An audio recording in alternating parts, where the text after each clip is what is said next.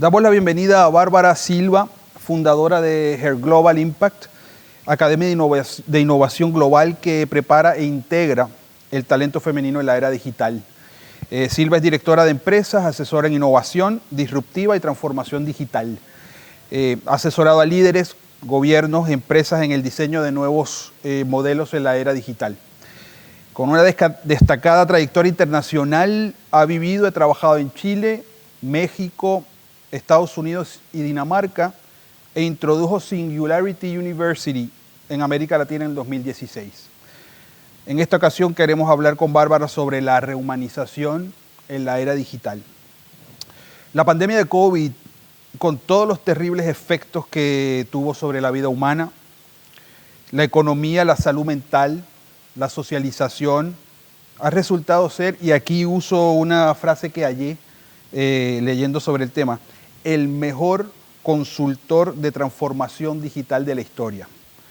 En poco más de 3 años, impulsó desarrollos tecnológicos, económicos, laborales y organizacionales que hubiesen tomado décadas en concretarse.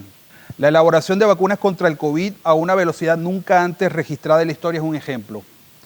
La consolidación de la economía colaborativa o de nuevos modelos de trabajo remoto híbrido son otro ejemplo.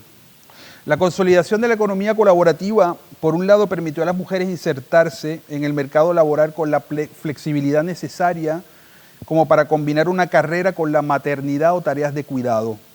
Pero por otro lado, en algunos casos, las deja desprovistas de derechos laborales y acceso a la protección social que proveen empleos tradicionales. Los nuevos modelos de trabajo, por ejemplo el remoto, pueden tener consecuencias en la salud mental por el aislamiento, el agotamiento por reuniones virtuales interminables, desconexión emocional, entre otros. Bárbara, te quería preguntar, ¿estas consecuencias negativas que he mencionado eran previsibles por un lado y por otro son irremediables? Hola Randy, muchas gracias por la invitación. La verdad que estamos viviendo un momento histórico para la humanidad. La pandemia sí se predijo, Bill Gates lo dijo hace más de 6 años atrás y muchos científicos. Lo que no era predecible era el comportamiento humano en masa. Hubo una transformación cultural gatillada por la aceleración tecnológica que no había tenido precedente en la historia de la humanidad. Y hoy día el desafío que tenemos es cómo utilizamos las tecnologías al servicio de las personas, cómo utilizamos las tecnologías como un complemento donde multipliquemos la capacidad. Al 2030, el principal desafío, de acuerdo al Foro Económico Mundial, va a ser la pandemia de la salud mental, que va a impactar en 6 billones de dólares del PIB. Estamos preparados para poner en el diseño de las organizaciones esa variable, que es netamente humana. ¿Hasta qué punto vamos a vivir el proceso de aceleración, de la aceleración, cuando en realidad las tecnologías están diseñadas para que podamos nosotros extender nuestras propias capacidades? Me hablabas de que las tecnologías a veces deshumanizan a las personas en lugar de estar al servicio de ellas. ¿Por qué? ¿Me puedes explicar? ¿Qué quieres decir con eso? Mira, la verdad es que la pregunta que hoy día nos tenemos que hacer es cómo utilizamos las tecnologías para generar una mejor calidad de vida y bienestar en las personas. Por ejemplo, a principios del siglo XX, las personas trabajaban en promedio 59.6 horas. Hoy día, en pleno siglo XXI, trabajan en promedio 41 a 45 horas a la semana. Ahora bien, eso ha sido producto de la sofisticación de las herramientas tecnológicas y por otra parte, la mujer en el siglo XX entró a trabajar, pero en el siglo XXI hoy día tiene otros desafíos, que es cómo construimos una sociedad que permita el balance vida privada, vida laboral. Y creo que hoy día esa reflexión se está construyendo y es una buena noticia, pero sin embargo hay mucho camino por delante por desarrollar. Entonces el desafío es poner al centro del diseño de las políticas organizacionales, al centro de las políticas públicas, las necesidades de hoy, del siglo XXI, porque las políticas públicas y las políticas organizacionales están diseñadas de acuerdo al reflejo de la era industrial y no esta era digital. Un artículo reciente del New York Times narra cómo en Estados Unidos se ha ido consolidando la instalación de softwares de productividad que estaban originalmente diseñados para monitorear la productividad de empleados en labores de logística, ¿no? En labores que son que requieren procesos y tiempos determinados, algo básicamente mecánico. El problema es que este software, al trasladarse a los trabajadores y trabajadoras que están en casa en trabajo remoto o híbrido, monitorean cuánto teclean, las páginas que están viendo en internet, les toma foto por si están sentados en la silla de sus escritorios y los penaliza por ausentarse, ya sea para ir al baño, para ir a tomarse un café, para cumplir con tareas domésticas o labores de cuidado.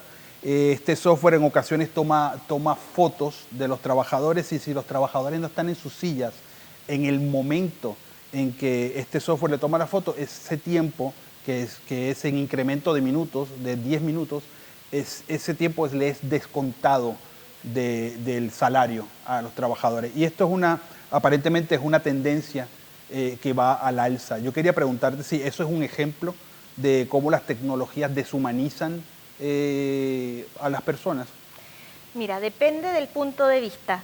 Sin embargo, hoy día creo que este tipo de software son tecnologías del siglo XXI administradas por personas con una mentalidad del siglo XX. Y en ese diseño de software no está incorporada los errores o los efectos espontáneos que tenemos las personas, como por ejemplo, cuando uno trabaja con la creatividad, necesita espacios para pensar y de desconexión, porque las ideas surgen en los momentos de desconexión.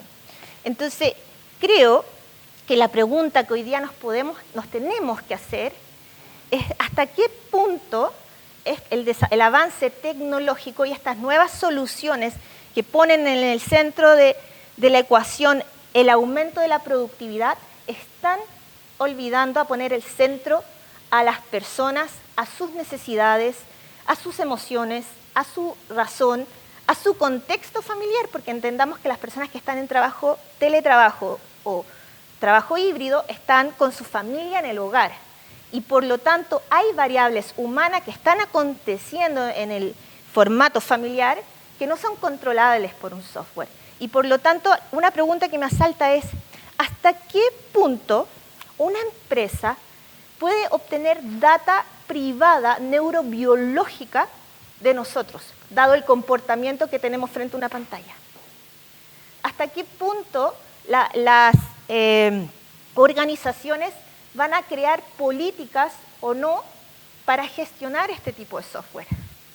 ¿Hasta qué punto es necesario desarrollar políticas públicas para poder frenar el avance desmesurado de tecnologías cuyo foco es el aumento de la productividad, pero no están poniendo en el centro a las personas? Y ese es el debate que tenemos que tener hoy las naciones, los países, los tomadores de decisión, porque siguen legislando bajo una lógica del siglo XX y no entendiendo cuáles son los desafíos que está trayendo este avance tecnológico en pleno siglo XXI. Y yo imagino que ese impacto deshumanizante de las tecnologías es desigual, impacta más a las mujeres que a los hombres, ¿correcto? Mira, ahí hay algo interesante, porque fíjate que los algoritmos no tienen sesgos, pero quienes programan los algoritmos sí. ¿Y qué pasa? Solamente 5% de la población mundial son mujeres en ciencia de la computación, al menos en Chile. Entonces, mientras menos mujeres haya en el mundo de la tecnología, quiere decir que hay menos programadoras poniendo en el centro del diseño de la tecnología a la mujer. Y por lo tanto, en consecuencia, hay menos productos, hay menos servicios poniendo en el centro las necesidades de la mujer. Afortunadamente, hay una tendencia de aumento de startups lideradas por mujeres, y eso es un trabajo que hemos hecho fuertemente en los últimos 10 años, Her Global Impact, para desarrollar un ecosistema positivo que permita poner a la mujer en el desarrollo en el centro del desarrollo tecnológico.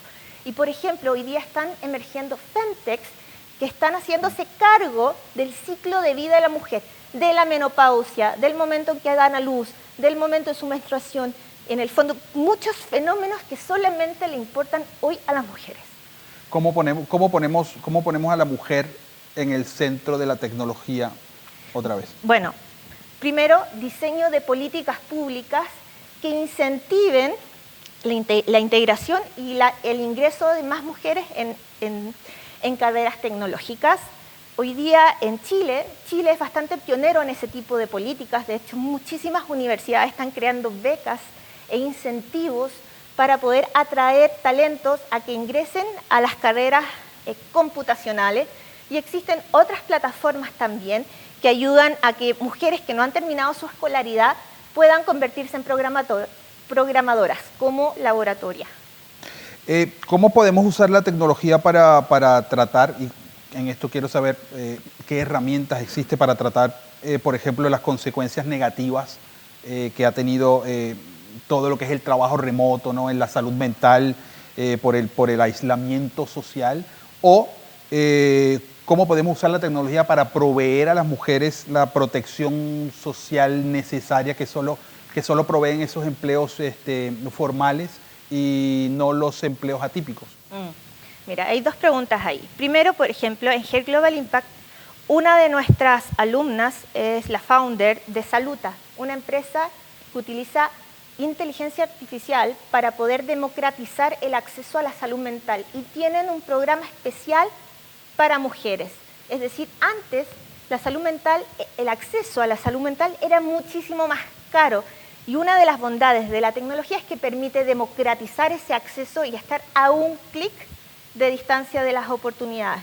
Y por lo tanto, esta empresa hizo una alianza con FONASA, y hoy día muchísimos hombres y mujeres han podido beneficiarse de los servicios de salud mental a más bajo costo, a menos tiempo y acorde a las necesidades que hoy día están necesitando.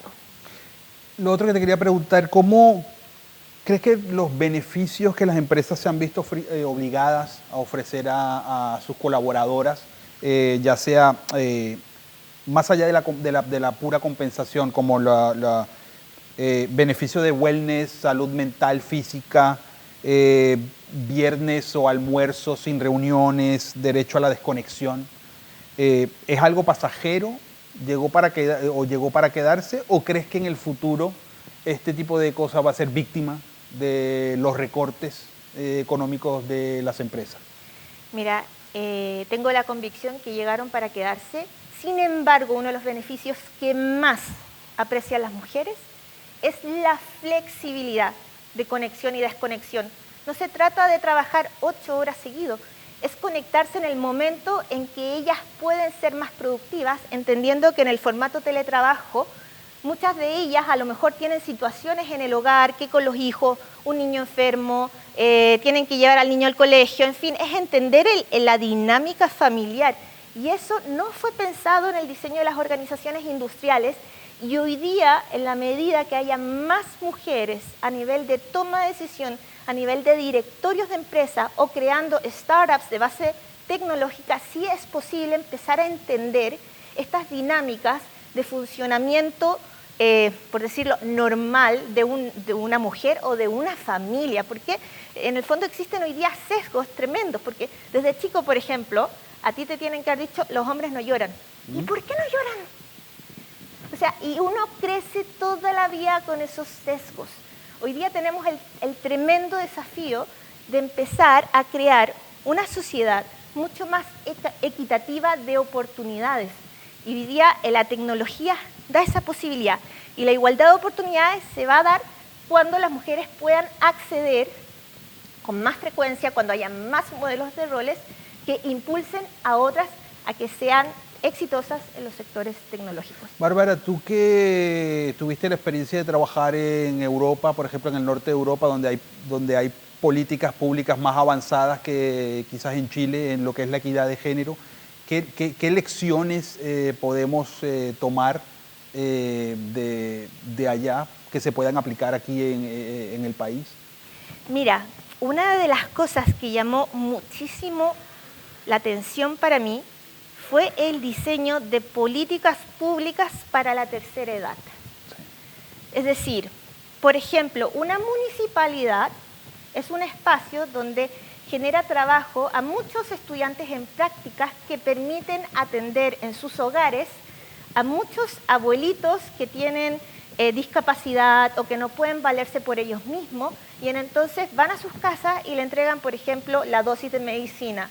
Después otro va a su casa y le entrega el almuerzo, otro va a su casa y le entrega la cena. Entonces hay un círculo virtuoso de cómo las generaciones más jóvenes aprenden y generan un bien social. Bueno, Bárbara Silva de Her Global Impact, sobre el impacto de la tecnología. Muchas gracias por estar aquí con nosotros, Bárbara. Muchísimas gracias, Randy. Tenemos el tremendo desafío de generar una reflexión profunda de cuáles son los próximos pasos que nosotros tenemos que dar como humanidad, el desafío de convivir y hacerlo mucho mejor que las generaciones pasadas. Muchas gracias, Bárbara. Muchas gracias.